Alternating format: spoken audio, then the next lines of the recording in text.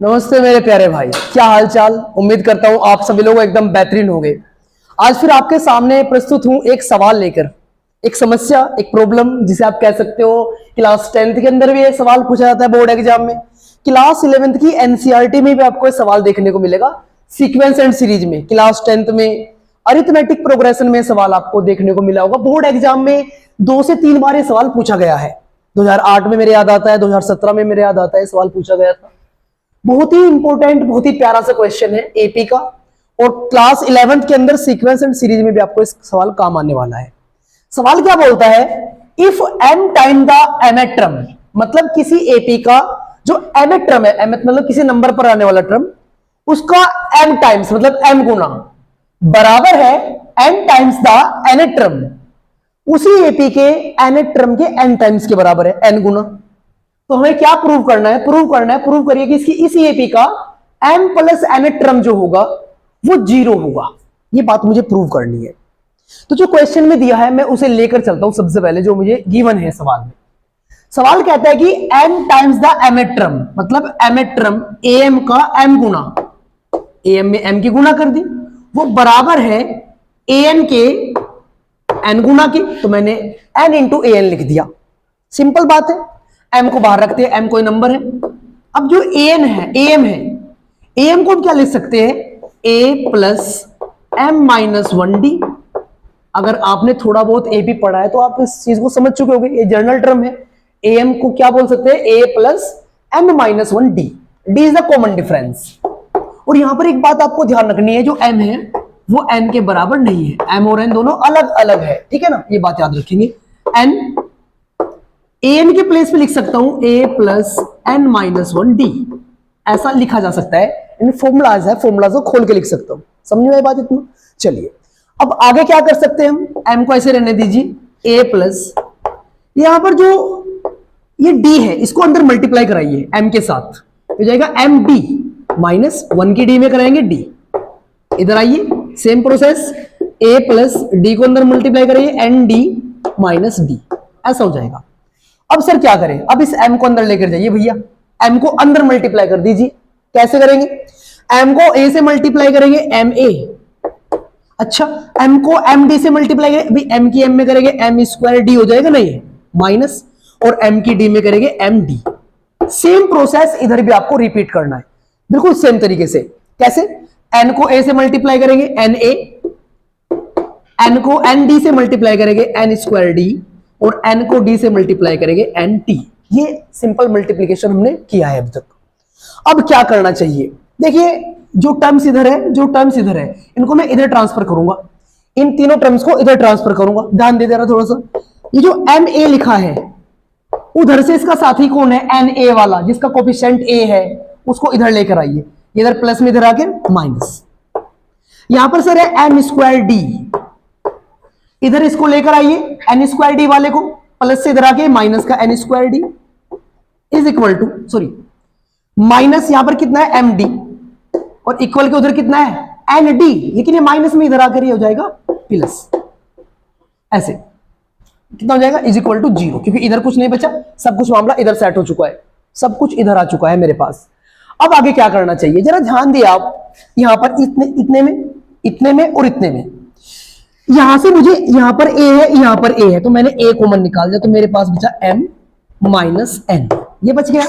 इधर देखिए सर, यहां पर d है, यहां पर d है, d कॉमन निकाल दीजिए, ये बचा m स्क्वायर माइनस ये बचा n स्क्वायर, बहुत बढ़िया। यहां पे भी d कॉमन है, देखो d दोनों जगह है, तो d निकाल दीजिए, तो m और माइनस प्लस से माइनस n बचेगा, इज इक्वल टू 0।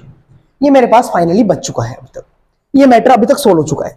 अब आगे बढ़िए थोड़ा सा, a m माइनस n, अच्छा यहां देखिए जरा ध्यान से इस चीज को, m square minus n square, algebra में आप सीखते हो a square minus b square क्या होता है a plus b a minus b, तो यहां पर मेरे को मिला है m square minus n square, तो मैं क्या कर सकता हूं, इसे लिख सकता हूं m plus n m minus n, लिख सकते हैं, बिल्कुल लिख सकते हैं, फॉर्मूला की हेल्प से इसको लिखा जा सकता है m प्लस n और m माइनस n, ऐसा मैं इसको लिख सकता हूं। बाकी सारा मामला सेम है बेटा, ये सेम रहेगा, इज इक्वल टू 0, ऐसा बन गया, कोई प्रॉब्लम नहीं इसमें अभी तक, बिल्कुल सिंपल स्टेप होते जा रहे हैं। अब क्या करिएगा, अब जरा ध्यान से देखिए, यहां पर एक टर्म ये है एक टर्म पूरा ये है और एक टर्म ये है।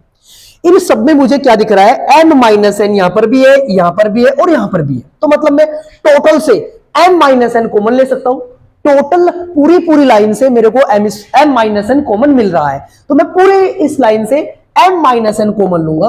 तो मेरे पास क्या बनेगा, जैसे मैंने m माइनस एन कॉमन लिया तो यहां पर इस टर्म से बचा केवल a, क्योंकि ये तो बाहर आ गया, प्लस यहां से देखिए जरा, यहां पे d बचा और m प्लस n बचा, क्योंकि ये तो बाहर आ गया। तो मेरे पास क्या बचा, यहाँ पे m प्लस n बचा और साथ में यहाँ पे क्या बचा, d बचा। इस टर्म में माइनस ये d बचा, क्योंकि ये तो बाहर आ चुका है। चलिए इज इक्वल टू 0। अब जरा एक बात सोच के बताइए, m माइनस वन यहाँ पे एक प्रोडक्ट में है और मैंने पहले बोला है आपको कि m और n बराबर नहीं है। अब कुछ लोग कहते हैं सर m और n बराबर हो जाए ये तो 0 हो जाएगा, और 0 0 के डिवाइड में जाके ये तो नॉट डिफाइंड हो जाएगा। इसलिए पहले बोला है हर एक छोटी बात का मतलब होता है सवाल में, इसलिए बोला गया है m और n बराबर नहीं है, मतलब ये 0 कभी बनेगा नहीं, और 0 के डिवाइड में जाकर ये पूरा मामला क्या हो जाएगा, 0 हो जाएगा, मतलब शांत हो जाएगा। a प्लस यहां पे क्या बचा मेरे पास, d m plus n minus D is equal to 0, क्योंकि ये तो 0 के डिवाइड में जाकर उधर 0 हो चुका है। चलिए सर आगे बढ़ जाते हैं। अब जरा यहां ध्यान दीजिए, ए तो मैं ऐसे रखता हूं एज इट इज, ए को ऐसे रखा जाता है प्लस। अब इसमें देखिए यहां पर एक टर्म ये है, एक टर्म ये है, यहां भी डी है, यहां भी डी है। तो मैंने क्या किया, डी को कॉमन कर दिया इधर, यहां पर डी को कॉमन कर दिया। जब डी कॉमन किया यहां पे क्या बचा, m प्लस n बचा, क्योंकि डी तो हट चुका है यहां से। यहां पे क्या बचा, m प्लस n बचा।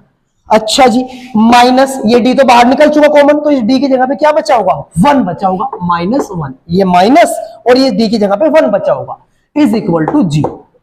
अब जरा ध्यान से देखिए इस चीज को, ये बस मेरा सवाल होने वाला है। ध्यान से देखिए इस चीज को, ये जो चीज बनी है आपके पास ये बहुत बेहतरीन है। जरा ध्यान दे, मुझे एक बात आप बताइए, अगर कहीं पे ऐसा लिखा होता है कि am बराबर 0, तो क्या मैं इसको लिख सकता हूं a plus m minus 1 d बराबर 0। अगर कहीं पे लिखा है a p बराबर 0, तो मैं इसको लिख सकता हूं a plus p minus 1 d बराबर 0। अगर कहीं पे लिखा है a q 0, तो मैं इसको लिख सकता हूं a plus q minus 1 d 0। मतलब इसको ऐसा लिखा सकता है या इसको ऐसा भी लिख सकते हैं, एक दूसरे को कन्वर्टिबल हम लिख सकते हैं इन चीजों को। तो ये जो चीज लिखी है यहाँ पे, मैं इसको क्या ऐसा लिख दूं, क्या a m प्लस n बराबर 0। जो यहां पर टर्म होती है ये, इसे बोलते हैं ए के टैरो में लिख देते हैं। जैसे मान लो मेरे को कहा, मैंने ये बोल दिया कि एक जगह पे लिखा है a plus P minus 1 D बराबर 0, तो यहां पर क्या है सर p, इसे a के पैरे में लिखो ए पी, मतलब ये pth टर्म है, ये pth टर्म है।